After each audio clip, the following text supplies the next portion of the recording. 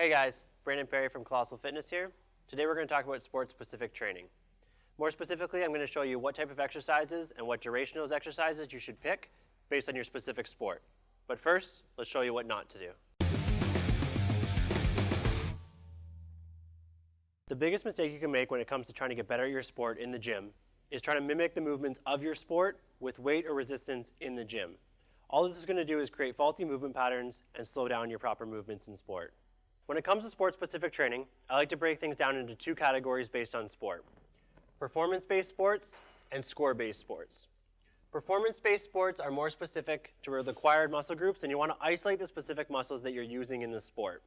You want to make sure that you focus more on your goals and not so much your current numbers and statuses. Score-based training, you want to be less specific to individual muscle groups and focus more on compound movements and overall muscular endurance. When it comes to performance-based training, you want to break things down based on what your event is, what your goal for the event is, and what the reps, sets, or duration is for that event. Let's use swimming as an example. So if we have a 100-meter breaststroke swimmer, their goal is 1:05 for that event, and their average strokes per 25 meters is 8. Your training options would be 1:05 for the overall set times, or you could do a circuit of 4 exercises with 8 repetitions each to mimic that stroke rate. You'd want to use exercises that focus on the specific muscles that are applicable to your sport, which would be anything in the posterior chain, the pecs, and the quadriceps. So moving to the other end of the spectrum, we'll talk about score-specific sports.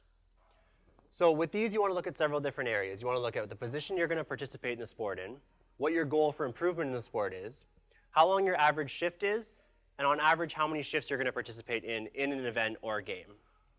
So as an example, let's use ice hockey. And let's say we're talking about a right winger who wants to improve agility and power. His average shift is 44 seconds, and on average, his shifts per game are 24.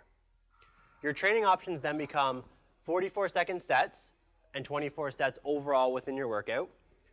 Or you could do explosive power circuits with 4 exercises at 11 seconds each. You'd want to focus on the compound movements that are going to improve your sport, and these would be things like squats, bench press, overhead press. To improve the stability, you'd want to look at things like single leg stability work, core stability work, and reactive exercises.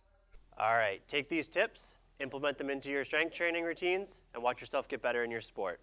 For more information and more tips like these, visit Colossal Fitness on Facebook, YouTube, and Instagram.